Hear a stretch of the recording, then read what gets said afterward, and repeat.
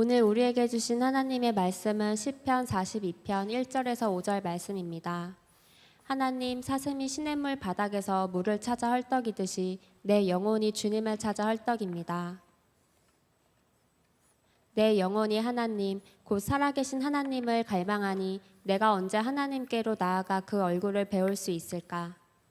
사람들은 날이면 날마다 나를 보고 너의 하나님이 어디 있느냐 하고 비웃으니 밤낮으로 흘리는 눈물이 나의 음식이 되었구나.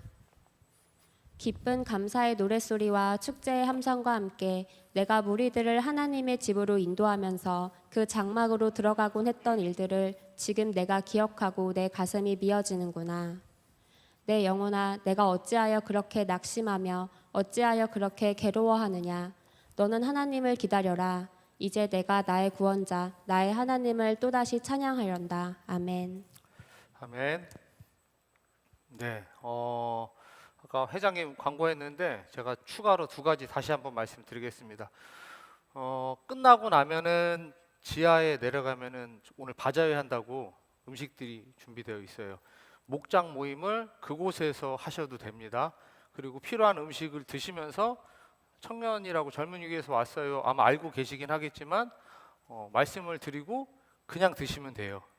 공짜는 아니에요. 저희 예산으로 다 나가요. 네. 그냥 하는 거 아니고 저희가 그게 이제 선교 바자회니까 저희 청년도 음식 같이 나누면 좋고, 두 번째는 또 그 수입이 또 좋은 곳에서 또 선교하는 일에 쓰이니까는 저희 예산을 들여서 여러분들 드시라고 하는 거예요. 기분 나빠요? 왜 안 좋아해? 네. 네, 드시면 되니까 편하게 내려가셔서 하셔도 되고, 그냥 목장 모임 이미 식사하셔갖고 목장 모임 딴 데서 원래 장소에서 하길 원하시는 목장은 그곳에서 하셔도 되고, 포장해서 가서 하셔도 되고, 편하게 다 하셔도 됩니다. 두 번째는 달란트 했는데 저희가 지금 이제 그 전도 축제 기간인데, 전도 축제도 축제지만 저희가 이번에 이 달란트 통해서 예배, 기도, 그리고 모임에 다시 한번 힘쓰기 위해서 또 가을, 작년에는 가을 제육대회라고 체육대회와 또 고기 구워 먹고 바베큐 했었는데, 올해는 이 달란트 시작하면서 또 목장별로 어쨌든 모이고 제가 이런 일들을 준비하고 있어요. 여러분 오실 때마다 예배 참여하시고 기도에 참여하시고, 또 중간중간에 저희가 함께 성경 읽고 필사하거나 이런 일을 계속해서 공지하고 광고할 거거든요. 그래서 이번 기회에 이왕이면은 어차피 드리는 예배, 또 혹시 기도나 성경 읽는 거나 묵상하는 거에 잠시 방학을 하고 계셨다면은 이번에 다 같이 함께 우리가 다시 한번 더 기도의 자리를 찾고 또 성경을 좀 읽고 예배의 자리에 참여하면서 받은 달란트로 또 우리가 가을에 함께 모여갖고 달란트 시장도 하고 음식도 좀 나누고 좋은 교제 시간을 가지려고 합니다. 여러분들 잘 참여해 주셔서 우리에게 유익도 되고 또 즐겁고 행복한 시간이 되면은 좋을 것 같습니다. 자, 오늘 또 갑자기 굉장히 떨리네요. 네.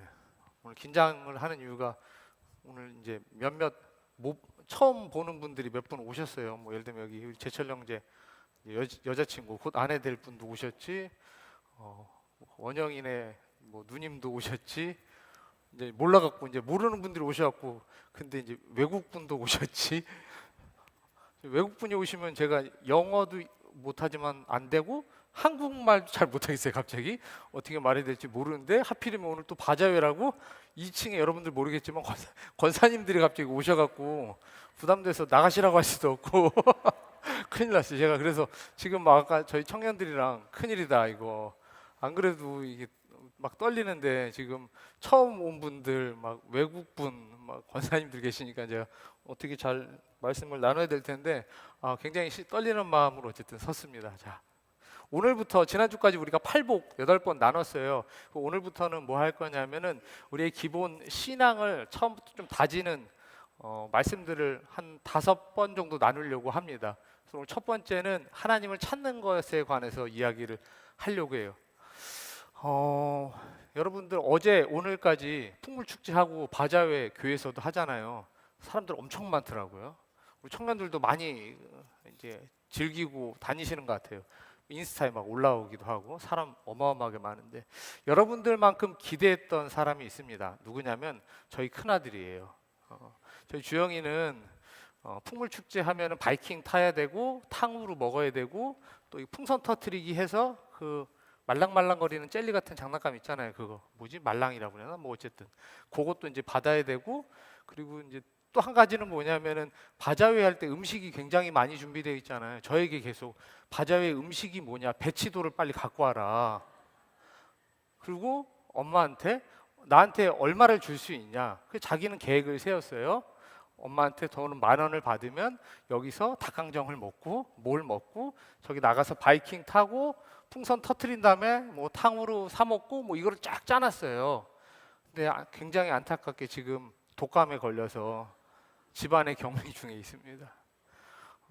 저희 둘째도 조금 아프긴 하는데 독감이 아직 아닌 것 같아요. 형은 열이 39도, 40도를 오르락내리락 하면서 얼굴이 벌게 갖고 집에 앉아서 토하고 기침하고 누워 있다가 막 아프다고 울다가 잠들어요. 그러다가 일어나면 꼭 엄마나 아빠를 찾아요. 엄마, 아빠, 밖에 음식 못 팔어? 이렇게 물어봐요. 밥도 누룽지만 먹어도 토하거든요. 막 열이 높고 하니까 토하고 나서 잠들다가 지쳐서 일어나면 아빠 탕후루 팔고 있어? 아빠 닭꼬치 팔고 있어? 지팡이 아이스크림 먹어야 되는데. 얘는 토하고 자다 일어나면 음식이 뭐가 있는지, 닭강정이 맛있는지 이게 굉장히 궁금한 아이예요. 근데 자기가 할 수가 없어요. 너무 속상한 거예요. 아픈 것보다도, 몸이 아파서 힘든 것보다도 내가 먹고 싶은 그 음식을 먹을 수 없다는 게 굉장히 속상한 거죠. 저희 집은 큰애는 자기가 먹고 싶은데 먹으려고 준비를 다 했는데 못 먹으면 속상해하고, 둘째는 반대로 자기가 뭔가 참여하고 활동하고 게임을 하고 다트를 던지고 농구공을 던지고 이거를 하고 싶은데 못하면 속상해해요. 그래서 둘째는 돈을 받아서 가면 뭘 하냐? 다 참여하고 게임하는 걸 하고 와요. 그러면 첫째는 물어봐요. 이한아 뭐 먹고 왔어? 그러면 이한이, 둘째는 안 먹었어. 나 풍선 맞추고 다트 던지고 이거 뽑기 하고 했어. 그러면 다시 물어봐요. 근데 뭐 먹진 않았어? 이걸 계속 물어봅니다. 어제 하루 종일 그 고생을 하다가 너무 나가고 싶은데 제가 안 돼. 절대 안 된다고 그랬어요. 그러다가 자고 일어나서 약 먹고 자고 일어나서 약 먹다가 저녁쯤에 그나마 이제 약을 먹고 났더니 열이 좀 떨어지고 괜찮은 거예요. 너무 나가고 싶다는 거예요. 그래서 잠깐 나갔다가 돌아왔길래 뭐 했어? 그랬더니 지팡이 아이스크림 딱 하나 먹었대요. 오늘 말짱해졌어요. 네, 사람이 먹고 싶은 걸 먹어서 그런지. 근데 여러분, 누구나 아이뿐만 아니고 우리는 우리 안에 모든 그런 생각들이 있습니다. 뭐냐면 내가 기대하고 준비했던 것이 그걸 얻지 못하거나 그 결과가 내 생각과 전혀 다를 때 우리는 굉장히 속상해해요. 자기는 풍물 축제 할 때, 바자회 할 때 요거 먹고 이런 시간을 보내야지 준비하고 기대했는데 그 기대가 무너지거나 계획대로 안 되면 속상하죠. 둘째는 반대로 어떤 게임을 하고 어디에 참여하고 싶었는데 그걸 할 수 없다고 할 때 굉장히 속상해하고 눈물을 흘립니다. 아이만 그럴까요? 그렇지 않아요. 어른들도 마찬가지죠. 여러분, 청년들도 마찬가지입니다. 여기 이 중에도 앉아있지만 열심히 준비하고 계획해서 공부했는데 자기가 원하는 자격증을 따지 못하거나 아니면 자기가 원했던 회사에 들어가지 못하거나 심지어 때로는 자기가 정말 마음에 품었던 이성을 오랜 기간 동안 애쓰고 정성을 들이고 관심을 표했는데 채일 때, 나 너한테 관심 없어 라고 한마디로 그 자기의 사랑이 이루어지지 않을 때 굉장히 속상해하기도 하죠. 애고 어른이고 남자고 여자고 상관없이 우린 모두 다 그렇습니다. 내가 기대했던 것을 얻지 못하면 속상해하는 게 맞아요. 근데 만약에 내가 기대했다고 하지만, 준비했다고 하지만 그것을 얻지 못했는데 만약에 속상하지 않는다면 사실은 정말 기대한 건 아닐 거야, 이렇게 생각을 할 수도 있겠죠. 오늘 본문 저희가 시편을 읽었어요. 시편 본문 말씀은 우리가 너무나도 잘 알고 있는 내용입니다. 옛날 찬양이 그런 거 있어요. 목마른 사슴 시냇물을 찾아 헤매이듯이. 여기는 다 모르는 것 같아요. 우리 권사님들은 다 아실 텐데, 권사님들이 이거 부르면 일단 눈물 흘리고 손 들어야 돼요. 목마르 이렇게 들어가야 되는데 우리 청년들은 또 잘 몰라요. 근데 그런 찬양이 있는데 그 찬양이 바로 오늘 본문의 내용입니다. 목마른 사슴이 시냇물을 찾아갔다고 하지만 사실 성경을 쓴, 오늘 시편을 쓴 저자의 상황은 어땠냐면요, 굉장히 힘들고 어려운 때예요. 오늘 성경은 고라자손이 쓴 시입니다. 찬양이에요. 고라자손은 누구냐면은 요즘으로 치면 성가대, 찬양대예요. 성전에서 하나님을 예배할 때 그곳에서 찬양을 담당했던 사람이에요. 찬양을 담당하는 사람이 언제나 찬양을 해야 되겠죠. 항상 예배를 드려야 돼요. 원하든 원치 않든 예배 자리에 있어야 되는데, 근데 그 고라의 자손이 쓴 시가 뭐냐면 하나님을 갈망하고 하나님을 찾는다는 거예요. 아니, 예배를 안 드리는 사람도 아니고 찬양을 맡아서 찬양대로 성가대로 언제나 예배를 인도하는 그 자리에 함께 있었는데 그 사람이 하나님을 찾고 있다는 거죠. 왜 찾을까요? 두 가지 이유가 있습니다. 오늘 그 얘기를 길게 할 수는 없고, 첫 번째는 뭐냐면은 오늘 4절 말씀 잠깐만 띄워주세요. 4절, 본문 4절 보면은 세 번째 줄에 그 장막으로 들어가곤 했던 일들을 내가 지금 기억하고 가슴이 미어지는구나, 이렇게 되어 있어요. 무슨 얘기냐면 지금 이 시편을 썼던 고라 자손의 상황이 어떠냐면, 원래 이스라엘 백성들은 예루살렘에서 예배를 드립니다. 우리처럼 부평교회 갔다 북안교회 갔다 주한장로교회 갔다 갈보리 갔다 이럴 수가 없고 예루살렘 성전에서만 예배를 드려야 되는 상황인데 지금 그곳에 갈 수가 없는 거예요. 그 이유가 정확하게 나와 있진 않지만 그 일을 기억하는 거예요. 예전에 내가 성전에 올라가서 예배하던 그때가 있었는데 지금은 그럴 수 없네. 이 소스를 지금 우리에게 조금 보여주고 있어요. 그래서 힘들다는 거예요. 두 번째는 뭐냐면, 우리가 읽지 않았는데 6절, 5절까지 읽었는데 6절에 보면은 요단 땅과 헤르몬과 미살 산에서 이렇게 시작을 해요. 즉 무슨 얘기냐면 거기가 어딘지를 설명하는 게 아니라 원래 있던 예루살렘에서 멀리 떨어져 있다는 거죠. 그래서 4절하고 6절을 통해서 우리는 알 수 있어요. 뭘 짐작할 수 있냐? 원래 예루살렘 성전에서 찬양하던 이 사람이 지금 어딘지 무슨 이유 때문인지 모르겠는데 멀리 떨어져서 그곳에 가서 예배할 수 없구나, 이거를 미루어서 짐작할 수 있죠. 그리고 성경 본문에 한 가지 또 얘기가 나옵니다. 사람들이 게다가 거기에 뭐라고 하냐, 야 니네 하나님이 어디 있어, 이렇게 조롱한다는 거예요. 자, 이걸 한번 종합을 해보겠습니다. 내가 원래 가서 예배를 드렸어요. 찬양했어요. 근데 지금 어떤 상황인지 정확하게 알 수는 없지만 그곳을 갈 수 없어요. 그래서 그곳에서 예배할 수 없어요. 게다가 내 상황이 대단하고 멋있어 보이고 사람들이 우러러 볼 만한 상황이면 사람들이 야 하나님 믿으니까는 좋네, 이렇게 얘기해야 되는데 야 니네 하나님이 어딨냐, 이렇게 말하는 거 보니까 오늘 시편의 저자의 상황이 그렇게 그닥 좋아 보이지는 않는 것 같아요. 자, 이런 이야기를 고백할 때, 토해낼 때 이 사람의 마음은 어떨까요? 시편 저자의 마음은 어떨까요? 무너져 있겠죠. 예배를 내가 원래 드리던 곳에서 드릴 수 없어요. 그리고 내 삶이, 내 모습이 그렇게 남들 볼 때 대단해 보이고 그럴듯해 보이지 않아요. 하나님을 만나야 되는데, 하나님께만 집중해야 되는데, 기쁨으로 이 예배를 통해서 하나님의 음성을 듣고 회복돼야 되는데 이런 것들이 다 지금 나에게 장애물이 되어 있는 거예요. 원래 드리는 데서 못 드리죠. 사람들이 나보고 하나님 믿는데 왜 그 모양이냐고 조롱하죠. 내 안에 그러면 하나님이 정말 날 사랑하실까? 날 도와주실까? 하나님이 계시긴 계실까? 여러 가지 생각들이 들 거예요. 이런 상황에서 예배를 드리면 어떨까요? 예배가 잘 드려지지 않을 수도 있어요. 여러분, 우리의 삶 가운데도 그럴 때가 있죠. 어떤 상황이든 물리적으로 멀리 떨어져 있을 때도 있지만 우리 마음이, 신앙이 하나님으로부터 멀리 떨어져 있을 때도 있어요. 게다가 내 모습이 사람들이 나보고 야 교회 다니는데 하나님 믿는데 너 왜 그래? 이렇게 이야기할 수도 있지만 내 스스로 나의 마음을, 내 신앙을 보고 내 삶을 보면서 내가 교회 다니고 하나님께 예배하고 있는데 왜 나는 이렇지? 하나님이 계시는 걸까? 이렇게 스스로 생각할 때도 있어요.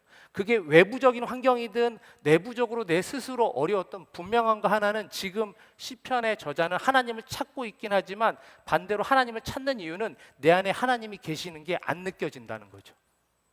하나님이 느껴지는데 하나님을 찾지는 않을 테니까 어떤 상황이건 그때 당시의 시편의 저자이건 우리건 동일한 거는 우리는 하나님을 믿고 있지만 때로는 하나님이 계신지 안 계신지 못 느낄 때도 있고, 예배를 드리고 있지만 하나님이 마치 없는 것처럼 느껴질 때도 있고, 눈앞이 캄캄할 때도 있고, 삶이 무너져 내리는 것처럼 내 믿음이 무너져 내릴 때도 있다는 거예요.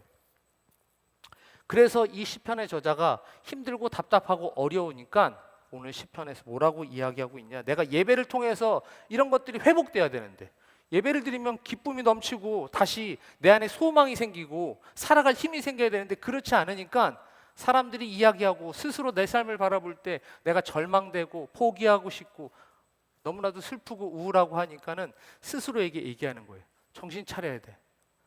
나에게 소망은 하나님이 있다는 걸 다시 기억하기 위해서 지금 하나님을 찾아야 돼. 마치 사슴이 시냇물을 찾아 헤매는 것처럼 내가 다시 하나님을 찾아야 되겠어. 거기에 답이 있을 거야. 이거를 노래로 하고 있는 겁니다. 자, 여러분, 하나님을 어떻게 찾죠? 하나님을 찾는다는 게 무엇일까요? 예배를 아예 안 드리는 것도 아니고 찬양을 맡아서 하던 사람이 예루살렘에 있지는 않지만, 갈 수는 없지만 분명히 그곳에서도 예배를 드리고 있을 텐데, 그곳에서도 나름대로 하나님께 예배하고 찬양하고 싶은 그 마음으로 하나님 앞에 서려고 하는데 내 마음 가운데 내 믿음이 흔들리고 무너지고 깨어져 버린 상황, 그때 하나님을 찾아야 되면 어떻게 찾는 걸까요? 어디 가서 막 뒤지고 다녀야 될까요? 그렇지 않아요. 하나님을 찾기 위해서는요, 아까 말씀드린 것처럼 내가 하나님을 정말 갈망하는가 여기서부터 확인해야 돼요. 오늘 시편 저자가 왜 하나님을 찾았을까요? 내 안에 하나님이 없는 걸 아니까 찾았다는 거예요. 여러분, 우리의 믿음이요, 다시 시작하려면요 어디서부터 시작돼야 되냐? 우리는 보통 내 몸이 어떻게 행동하는지를 통해서 내가 믿음이 있다 없다 생각해요. 그렇죠? 오늘 주일날 모두 예배 나오셨어요? 여기에 있는 사람들 거의 대부분은 그래도 나름대로 내 안에 믿음이 있다 이렇게 생각할 거예요. 이유는 내가 주일 예배를 드렸으니까. 게다가 주일 예배를 드렸는데 내 나름대로 헌금도 드리고 내 나름대로 사역이나 봉사의 자리에 있다면 더욱더 그렇게 생각할 거예요. 지금 내 마음이 흔들리지만 때로는 불안하기도 하고 욕심을 따라가기도 하고 하나님이 있는지 없는지 왔다 갔다 할 때도 있지만 그래도 나에겐 믿음이 있어 이렇게 생각해요. 왜요? 내가 내 몸이 지금 예배를 드리고 있고 내가 나름대로 신앙적인 생활을 하고 있으니까 그렇게 생각한다는 거죠. 반은 맞고 반은 틀려요. 믿음이 있으면 당연히 예배를 드리겠죠. 근데 믿음이 없으면 예배를 드리나요? 믿음 없어도 예배 드리는 사람이 있죠? 있을 거예요. 스스로 생각해도 내가 하나님을 너무 찾는 게, 하나님을 만나는 게 기뻐서 예배 드릴 때도 있지만 그렇지 않을 때도 예배 드릴 때도 있어요. 있을 거예요. 왜냐하면 저도 그럴 때가 있었거든요. 여러분, 제가 목사인데 오늘 제 마음이 너무 힘들고 하나님이 진짜 계실까? 이런 생각이 들면 오늘 예배를 제가 안 드릴 수 있을까요? 없어요. 여러분도 마찬가지예요. 회장이니까, 부회장이니까, 교사니까, 여기 교사들도 많은데 교사인데 내가 오늘 하나님이 진짜 계신지 내 마음이 너무 힘들고 어려운데 예배를 안 드려야지 이런 생각을 가끔 하는 청년들도 있긴 있어요. 근데 거의 대부분은 없어요. 여러분, 그래서 우리가 내 몸이 지금 어디에 있는지로 내가 믿음이 있다 생각하면 조금 위험해요. 두 개를 같이 봐야 되는 거예요. 내 몸이 어디에 있는지와 함께 내가 하나님을 찾고 있는지를 확인해야 돼요. 오늘 시편의 저자가 힘들었지만 하나님을 향해 나아갈 수 있었던 건 내 몸이, 내 마음이, 내 안에 믿음이 하나님이 이 안에 안 계시다는 사실을 알았다는 거예요. 여기서 시작했습니다. 그러면 어떻게 알 수 있죠? 간단해요. 내 몸이 이곳에 있는데 내 마음도 여기 있는지 확인하면 돼요. 방금 말씀드린 것처럼 여러분 모두가 다 우리는 함께 예배드리고 있습니다. 여러분의 마음도 이곳에 있나요? 확인해 보면 돼요. 내 마음이 여기에 있는가? 내가 오늘 이 예배를 통해서 하나님을 만나는가? 즉 다른 말로 표현하면 내가 오늘 예배를 드림을 통해서 무엇을 기대하지? 내가 오늘 예배를 통해서 무엇을 얻어가지? 내가 예배를 통해서 무엇이 회복되지? 변화되지? 내 생각이 어떻게 바뀌는지 이게 우리 안에 있는지 확인해야 돼요. 근데 이거를 놓쳐버리면 어떻게 해요? 시간을 때우면 그냥 지나가요. 핸드폰을 잠깐 보든지 아니면 잠깐 졸든지 딴 생각을 하든지. 오전에 아까 담임 목사님이 그 얘기 하셨어요. 민방 예비군 훈련. 여자들 청년들은 잘 모르겠지만 민방위 예비군 가면 뭐 들어요? 맨날 똑같은 거 들어요. 뭐 불이 나면 소방호수를 어떻게 해라, 심폐소생술을 어떻게 해라. 오늘 목사님 뭐 그런 얘기했대요. 차가 물에 빠지면 PT병 2개가 있으면 살아난다. 뭐 이런 거 배우셨다는데 우리는 그렇게는 못 살아요. 우리는 그렇게 말고. 근데 다른 걸 배우거든요. 맨날 그 얘기. 그럼 어떻게 해요? 거의 대부분의 남자들이 반은 자고 반은 핸드폰 해요. 시간을 때워야 되니까. 그 자리에 있어야만 수료증, 도장을 찍어주니까 1년차, 2년차 넘어가거든요. 신앙생활을 우리가 그렇게 할 때도 있어요. 그냥 시간을 때우듯이. 그래서 내 몸이 어디 있는지로 내가 믿음이 있다고 오해하면 큰일 나요. 마치 민방위 예비군 훈련 받듯이 그곳에서 심폐소생술을 듣기 싫어서 반 졸면서 들어놓고 내가 사람을 살릴 수 있어 라고 얘기하면 큰일 나잖아요. 내가 이 시간을 그냥 때우듯이 보내고 나서 나는 하나님을 향한 믿음과 하나님을 향한 열망과 갈증이 있어 라고 생각하면 큰일 난다는 거예요. 그래서 내가 하나님을 찾기 위해서는 내 안에 하나님을 향한 갈급함이 있는가? 즉 좀 더 편하게 쉽게 설명하면 오늘 예배를 통해서 여러분은 무엇을 느끼고 깨닫고 변화되고 회복하고 회개하고 돌이키는가? 이게 내 마음속에 있어야만 합니다. 물론 우리의 습관, 태도, 내가 있는 그 자리가 나의 믿음을 지킬 때도 있어요. 그 자리를 내가 지켜내야 되기 때문에 지키다 보니까는 그 자리가, 그 시간이, 그 모습이 내가 믿음을 지켜줄 때도 있지만 분명한 거는 반대가 돼야 돼요. 어떻게 되냐? 바로 그 자리를 지키는 것이 내 몸이 아니고 내 마음을 통해서 그 자리를 먼저 지켜야 된다는 거예요. 사슴이 시냇물을 찾는 게 어떨까요? 여러분 그 중동 지역에 있는 사슴이 물을 찾는 건요, 우리가 보통 생각할 땐 동물원 가면은 굉장히 이쁜 꽃사슴이 막 이러고 돌아다니다가 흐르는 시냇물을 보고 그냥 홀짝홀짝 물을 먹는 것처럼 목마르면 뛰어가서 물 먹나 보다 이렇게 생각하는데, 중동에는 물이 없죠. 귀해요. 물도 있긴 있지만 보통 흐르는 물이 아니고 땅 속에 있거나 비가 오면 어디선가 나오는 물이죠. 평상시에는 물이 없다는 거예요. 사슴은 굉장히 갈증을 많이 느끼는 동물입니다. 그리고 갈증을 느끼기 시작하면 열이 막 올라서 뭐 불타는 것처럼 느낀대요. 그걸 사슴이 말해줬는지는 모르겠어요. 근데 불타는 것처럼 느낀대요. 누가 말했는지. 사람이 말하긴 했을 텐데. 그래서 갈증을 느끼기 시작하면 목이 타 들어가기 시작하고 이 기관지가 막 달라붙고, 얘들이 물을 찾을 때 어떻게 하냐면 이 밖에 흐르는 물은 거의 없어요. 중동 지역이니까. 땅을 파서 물을 찾아야 되는데 물을 찾다가 목이 말라서 죽는 사슴들을 보면 특징이 있어요. 뭐냐면 첫 번째, 앞발 그리고 입, 코 주변이 피로 범벅이 돼 있어요. 왜 그럴까요? 사슴은 물을 안 먹으면 피가 난데 이게 아니에요. 물을 찾기 위해서 땅을 미친 듯이 파니까 피부가 다 쓸려 벗겨져도 그 물을 마시기 위해서 땅을 파는 거예요. 입으로 비벼대는 거죠. 왜 그럴까요? 아니 피부가 다 까져갖고 피가 흐를 만큼 그거를 파면은 얼마나 아파요. 살살 파면 되는데. 근데 왜 그렇게 파죠? 그렇게 파서 물을 마셔야 사니까. 그 고통을 느끼면서도 그 물을 마셔야만 사니까 아프지만 그 물을 찾기 위해서 땅을 파는 거예요. 우리 생각에는 그냥 안 파면 되잖아, 다른 데 가면 되잖아 하지만 안 파고 다른 데 가는 순간 죽는 거예요. 시편의 저자가 하나님을 찾을 때 사슴이 마치 피가 나도 물을 찾으려고 애쓰는 것처럼 하나님을 찾는 이유가 뭘까요? 하나님에게 생명이 있음을 시편 저자는 알고 있어요. 자기가 다른 것을 다 누리고 있지만 내 마음에, 내 삶에 채워지지 않는 그 부분이 하나님을 만나지 않으면, 하나님을 찾지 않으면 내가 죽을 것 같아서, 내 삶이 살아낼 수 없을 것 같아서 피범벅이 나더라도 내가 그물을 찾아야 산다, 이 마음처럼 내가 하나님을 찾고 만나야만 살 수 있어, 이 마음이 그의 안에 있다는 거예요.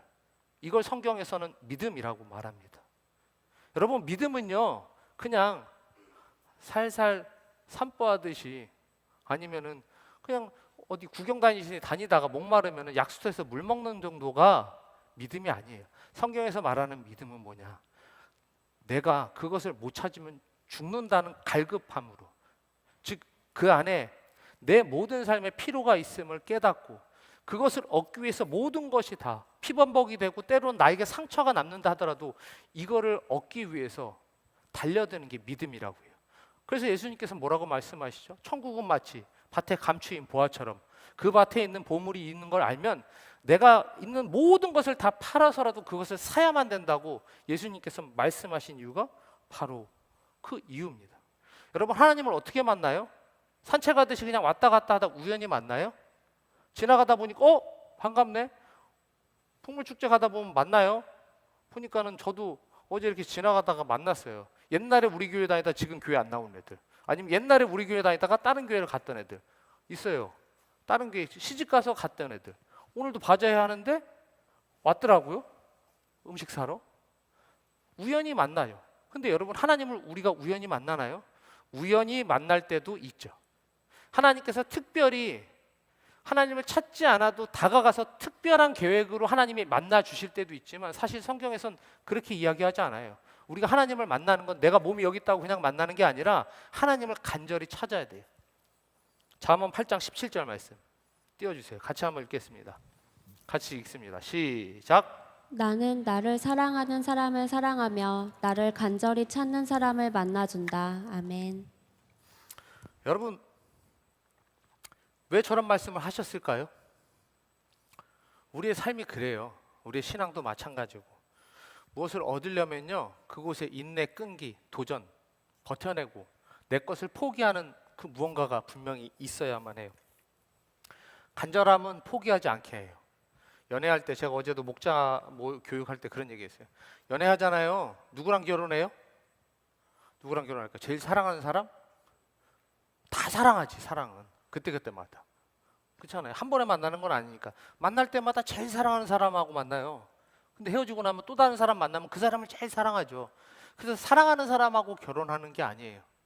제가 결혼을 하면서 저희 아내도 있긴 하지만 저희 결혼할 때 굉장히 어려웠어요.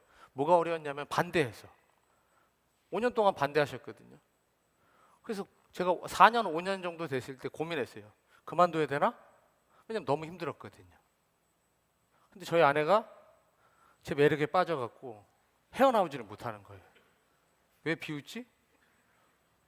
그러니까 시집들 못 가는 거야 아직.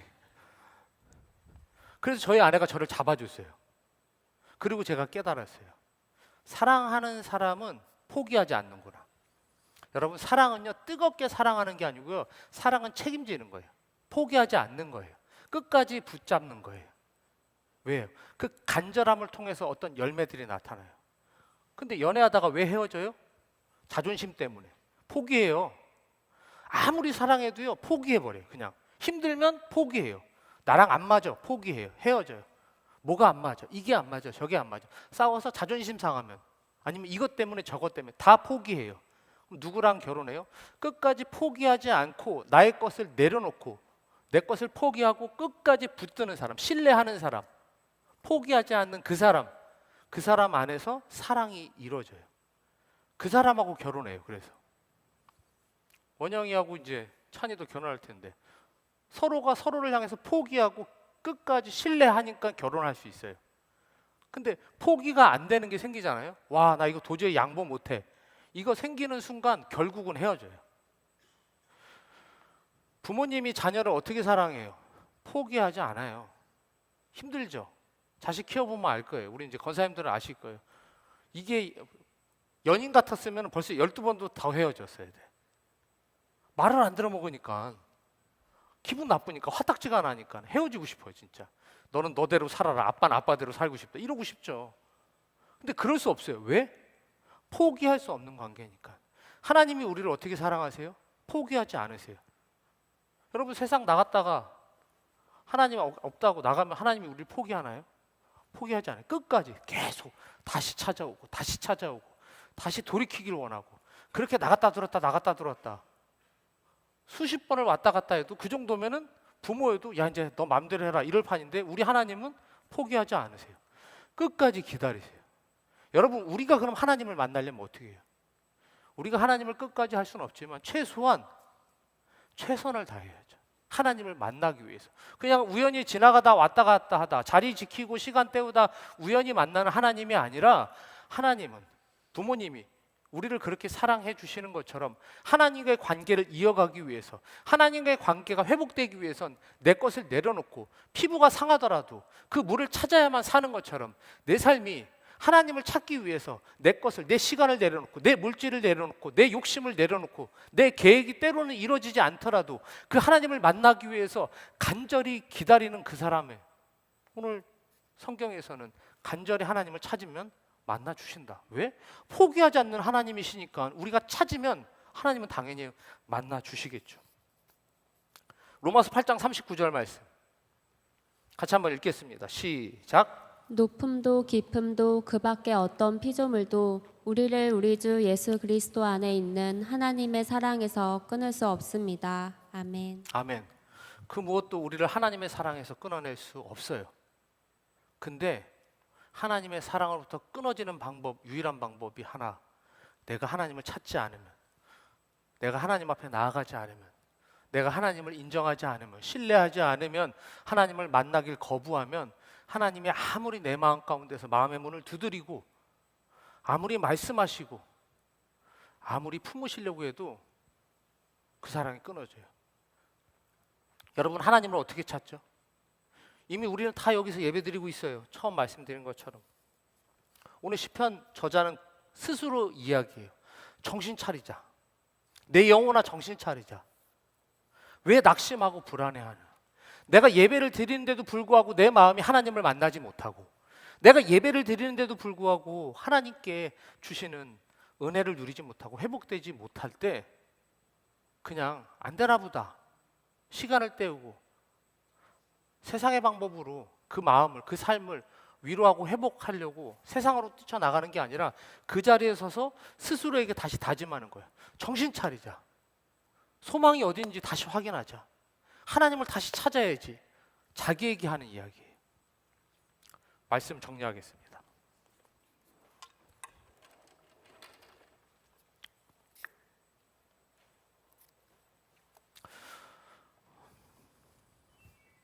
우리는 수없이 예배를 드립니다. 성경 기록된 수많은 믿음의 선배들, 아니 거기까지 갈 것도 없어요. 그냥 내 인생을 살아오면서 우리는 수없이 어려움을 만납니다. 성경에 나오는 수많은 믿음의 거장들도 삶의 순간순간마다 어려움을 만납니다. 때로는 하나님이 어디 계시는가 되묻기도 합니다. 포기하고 절망하고 내 마음이 무너지는 것 같은 그런 가슴 아픈 시간들도 보냅니다. 근데 그럼에도 불구하고 그들이 하나님을 경험할 수 있는 이유는 힘들지 않아서가 아니에요. 힘들고 어렵고 절망 가운데 낙심되고 예배를 드리는데도 내 마음이 회복되지 않을 때 포기하고 세상의 방법으로 포기하고 내 마음이 위로 얻을 수 있는 다른 것을 통해서 하나님께 등을 지고 돌아서는 것이 아니라 힘들고 어렵지만 끝까지 하나님을 찾는 거예요. 왜? 여기 안에 생명이 있음을 알기 때문에.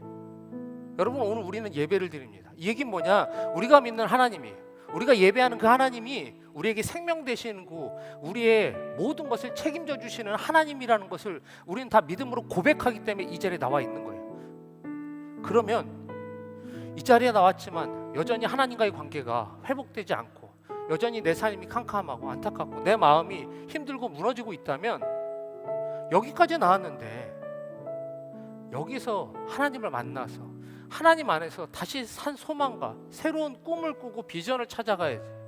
왜 여기까지 와서 그저 시간을 보내고 다시 세상에 나가서 세상의 방법으로 다른 사람들이 어떻게 살아간다고 그런 것들로 우리의 삶을 채우려 하십니까? 오늘 만약에 여러분 안에 결단과 다짐과 회복과 돌이킴이 없다면 하나님을 더 간절히 찾으시기 바랍니다. 왔다가 그냥 시간 보내고 결국 교회에서 예배드려도 소용없네. 내 마음에 여전히 불안함과 두려움과 염려됨과 내 마음의 근심과 걱정이 그대로 있다면 그 기분 풀려고 세상에 나가서 친구 만나고 아니면 내 돈 쓰고 쇼핑하고 즐길 거 즐기면서 그냥 이 불안한 염려 떨쳐내야지. 이렇게 살아가면 안 되잖아요. 이곳에서 주님으로부터 생명을 얻기 위해서 모였다면 안 될 때 더 간절히 하나님을 찾아야죠. 하나님, 왜 나는 오늘 드려진 예배를 통해서 회복되지 않을까요?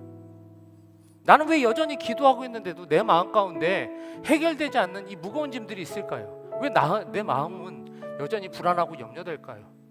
하나님께 물으셔야죠.